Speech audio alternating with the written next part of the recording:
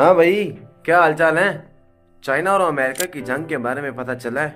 नहीं चला तो आपका भाई किस लिए है मैं अभी बताता हूँ, लेकिन शुरू से डिटेल के साथ। चाइना हर साल अमेरिका को तकरीबन 500 अरब डॉलर की चीजें बेचता है, जबकि वो अमेरिका से सिर्फ 150 अरब डॉलर की चीजें खरीदता है। इसका मतलब ये है कि चीन को तजारत में 350 अरब डॉलर का फायदा हो रहा है। लेकिन ये मसला सिर्फ इतना सा नहीं है। ये सारी चीज़ें चीन की अपनी कंपनियों की बनी हुई नहीं होती। बहुत सी अमेरिकी और यूरोपीय कंपनियां भी ऐसी हैं जिन्होंने चीन के अंदर अपनी फैक्ट्रियां लगाई हुई हैं। वो चीज़ें चीन में बनाई जाती हैं, लेकिन असल में वो अमेरिकी कंपनियों की ही होती हैं। मसलन एप्पल फ़ोन चीन में बनता है, लेकिन ये अमेरिका की कंपनी है और वो फ़ोन आखिरकार अमेरिका या दूसरे मुल्कों में जाकर फ़रोख्त होता है।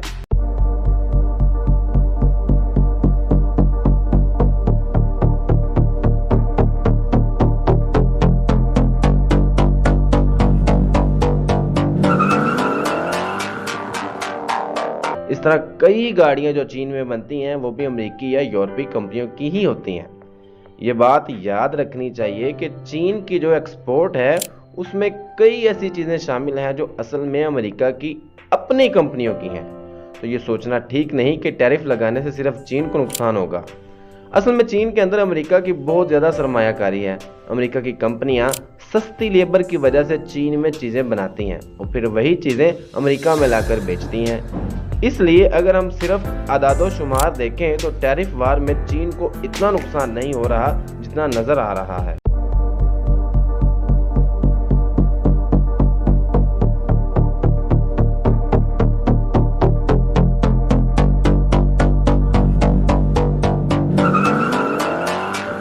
अमेरिका ने जो ट्रेड वार शुरू की है वो अपनी बिगड़ती हुई माशी हालत को संभालने की एक कोशिश है, लेकिन सच ये है कि अमेरिका इक्तसादी जंग पहले ही हार चुका है।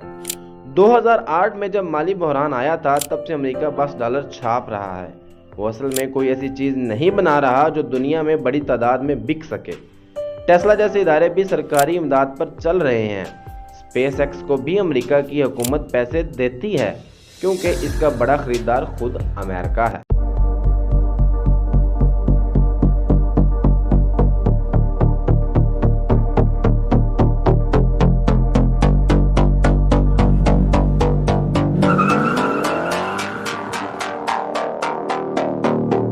अब अगर बात हो गूगल, फेसबुक या ट्विटर जैसी कंपनियों की, तो वो भी इस वजह से कामयाब हुई कि अमेरिका का माली निज़ाम इनके पीछे था।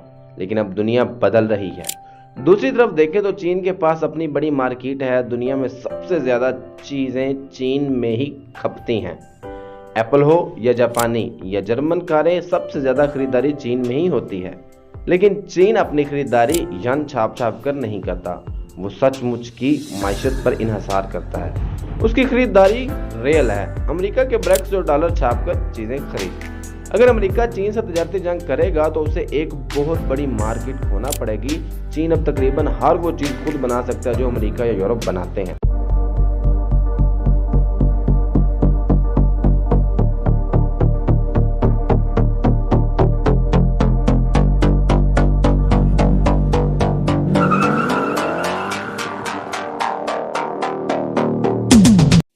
अगर चीन और दूसरे एशियाई मुल्क मिलकर काम करें तो चीन को अमेरिका या यूरोप की बिल्कुल भी जरूरत नहीं रहेगी। 125 साल पहले पूरी दुनिया की आबादी 1.5 अरब थी, आज अकेला चीन इतने लोगों पर मुश्तमिल है। इस सब का मतलब ये हुआ कि अगर अमेरिका अपनी तजारती जंग जारी रखेगा तो उसे उसका बहुत नुकसान होगा। अमेरिका को अपनी माइशत बचाने के लिए और भी ज़्यादा डॉलर छापने पड़ेंगे। जब डॉलर बहुत ज़्यादा हो जाएंगे तो उनकी कीमत कम हो जाएगी और एक दिन आएगा जब दुनिया डॉलर को छोड़ने लगेगी। फिर डॉलर की कीमत इतनी गिर जाएगी कि इससे कुछ खरीदना भी मुमकिन नहीं रहेगा। अब अमेरिका को लगता है कि वो चाइना के ऊपर अपना जो है ना टैक्स बढ़ा करना अपनी इकोनॉमी को ना बचा सकता है। दिन ब दिन वो अपना टैक्स बढ़ा रहा है, लेकिन ऐसा उसको लग रहा है। अब भाई बात यह है कि अमेरिका को लगता है कि वो तो सबका बाप है, लेकिन अमेरिका ये बात बिल्कुल भूल गया था कि हर बाप का एक बाप होता है। जो लोग इक्तिसादियात की थोड़ी भी समझ रखते हैं वो जानते हैं कि जब नोट बहुत ज़्यादा छापे जाएं तो वो आखिरकार बेकार हो जाते हैं। इसलिए अब दुनिया की नज़रें इस बात पर हैं कि अमेरिका क्या करता है।